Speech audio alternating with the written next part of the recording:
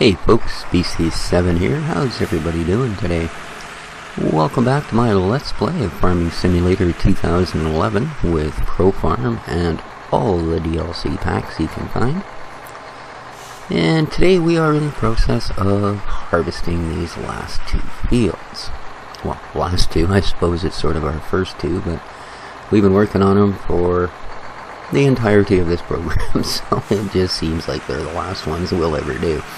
And as you can see by the sea of yellow across this board, man, we're a long way from done on this one. But the nice thing about it is we are filling that truck, and that truck holds just stupid amounts of product. The idea here is, I know that we're still dealing with really antiquated machines, and you'll also notice that our money is not exactly I'm a rich man category. But we've had to buy fertilizer, and we've had to buy seed, and a couple of bits of gear here and there. This truck, for instance, although it was inexpensive as a used truck, it also shows its age. It seems to have a bit of a rough time staying at constant speed, and bounces around on the old suspension, but we'll replace it. In fact, when I get the two fields done that I'm currently working on, which is this one, and then there is this big canola field. This is our little field we started with, and I'm just reseeding it. But there's also a big canola field that I'm working on harvesting. So between the two of them, and that little tiny wheat field that was out front, I think we should be able to probably get together enough to,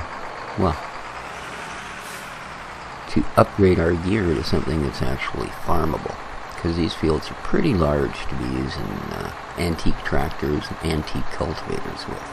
So we are going to fill the silos and see where it gets us from there. Oh, it's kind of a neat thing. The bottom of it opens, and then I guess it would be although it doesn't show it inside, most vehicles that unload this way actually have a conveyor belt at the bottom, or a chain drive system in the bottom. Basically drag everything out, so you don't have to operate a really large and expensive hydraulic ram. And back down to the field he goes. And then we will have to have a check on how our other guy's doing.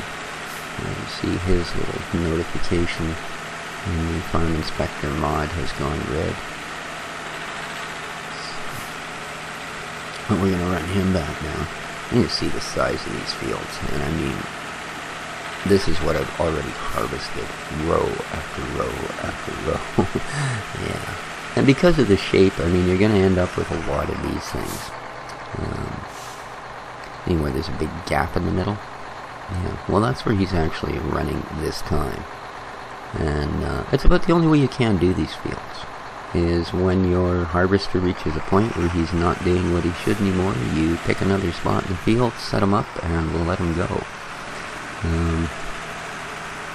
It ends up with a lot of little bits and pieces that you may have to do yourself, but you can usually get 90 or 95% of the field done by your hired worker.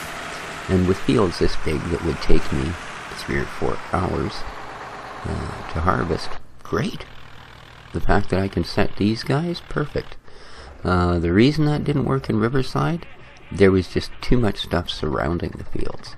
So even if you did, stick your worker right in the middle of things and say, okay, don't worry about the edges, I'll clean them up later, he would inevitably do a row or two and then be hanging out of a tree or jacked up the side of a brick wall, or, yeah, it wasn't pleasant.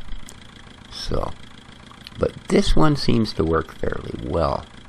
And I'm glad, because I am enjoying this map. It seems to be something we're going to get into big time. So, and speaking of big time, I read something this morning that actually made me quite happy, which is a bloody hard thing to do. Farming Simulator 2013 is coming to an Xbox 360 console near you. Yes, indeed. As early as next month and as late as possibly September. Giants has done an interview. In fact, you can see the interview if you go over to the Xbox forums. and check into the farming simulator portion, you'll see they have an interview there, and yeah, it is coming to the 360, it's coming to the PlayStation. I don't happen to have one this time, but I'm certainly going to get it for the 360, I'll guarantee you. The Xbox One reveal, Microsoft did state that they would be supporting the 360 for 5 years after the launch of the Xbox One. So that's good. I think that'll be enough time for me to give Farming Simulator 2013 a thorough go on the 360. So you can believe I will be all over that on release day. And you know what's really sad? That's the first thing I've actually looked forward to as a console release title in, well, probably a good year anyway. I think this console, they really got dragged out a little longer maybe than this particular generation should have been. You know, when it reaches the point where indie game developers are still a little excited, small game developers like arcaders are not terribly excited, and big game developers have gone, look, you know, our technology is 2013, your technology is 2005. Yeah. There, you know, what do we got to do? Make things backwards compatible to your, you know. So, but what are we going to buy when we get all of this money? Yeah, it won't be an Xbox One. No, I'm just kidding. I mean here in Farming Simulator. So, let's have a look at some of this stuff.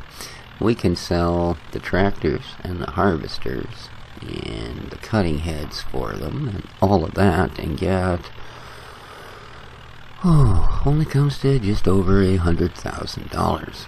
Now,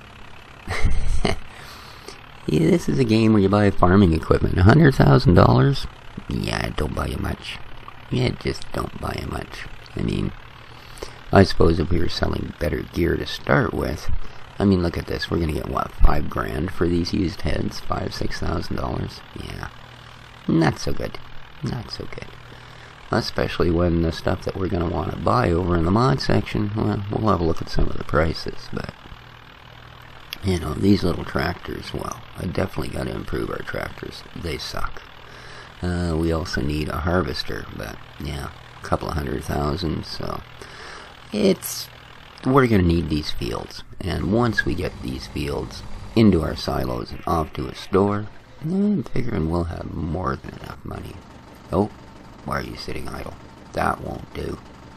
Work. Oh, you've actually run to the end of the row again. Yeah. See, this is a problem. Although it does work that you can basically drop your hired workers almost anywhere, and they'll carry on and they'll do as much as they can.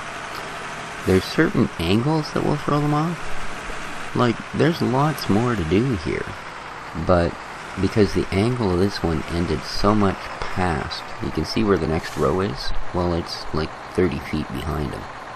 So if he turns around, all he hits is grass and dirt.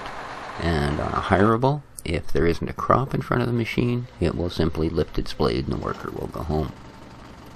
So I will have to reposition this one manually if I expect him to carry on. So let's just do that. And I think I'll do that little strip by hand. So, I'm going to start him down, I think, the far corner here. And if we're really, really lucky, he'll go in the right direction. We should get a fair bit of this section done too. So, but yeah, bit by bit, this is about the only way you can really deal with these big, big fields. You know, misshapen and odd as they are, nice thing is they are doable, and they are doable by the hired help. So, I said it might not end up being purty. You might end up having to drag a harvester up there and do 2 or 3 different sections, but usually you're only a couple of rows to each section, so you spend 15 minutes of handwork and you save yourself 4 hours of handwork. So, well worth it. And as you can see here, this is, even though he's along a big edge, if you looked off in the distance, you could see he was heading for another small, oddly shaped section of the field.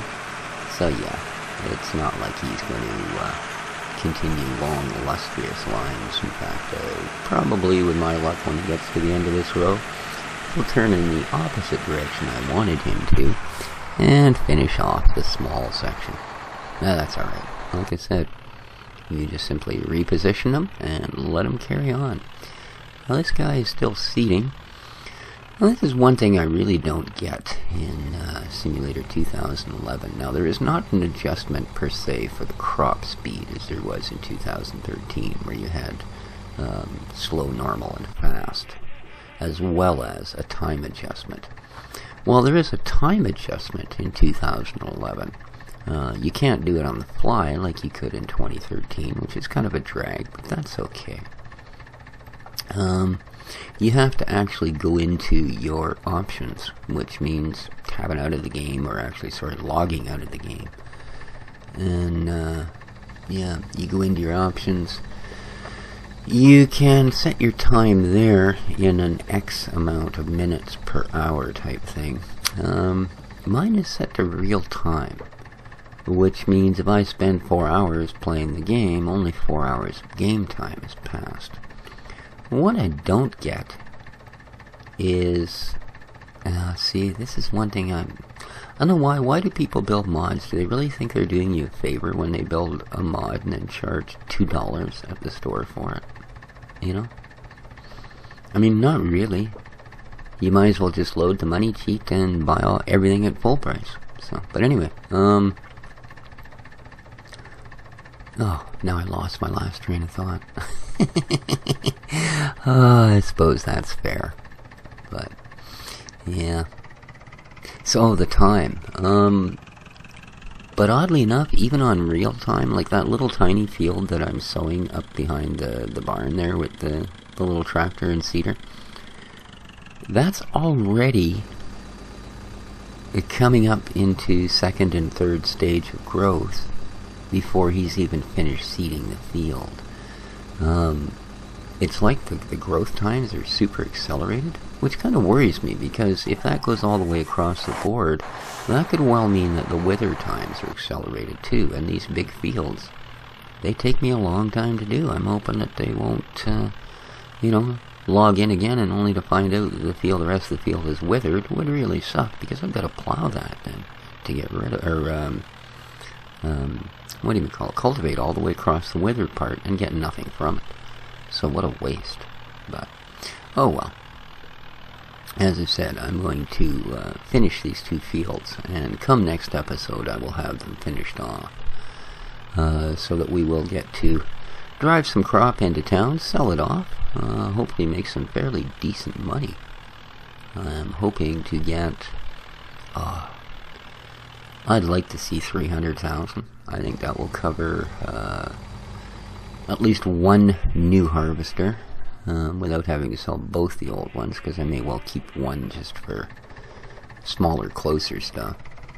So a new harvester, and preferably with both cutting heads, because there is a nice sized cornfield just across the bridge. We'll definitely want to get something along the lines of a better tractor or two, and I'm going to need a couple of larger implements. A 3 meter seeder and a 3 meter cultivator really don't do it. That little tiny field I'm seeding right now, even that, like I say, at the rate that these things work, that field's going to be grown out before I'm finished seeding it, so that's not so good, but oh well. Like I said, when I start up next episode, I'll make sure I have these particular fields done, so we have silos full of goodies we can sell. Indeed. So, and yes, this episode, just like Farming Simulator 2013's last episode, I am adding the voiceover afterwards. As I said, I don't know if it makes a real appreciable difference. I don't think I actually cut any sections of this video out. So, but if you don't, if you people don't like it done this way, hey, leave a comment.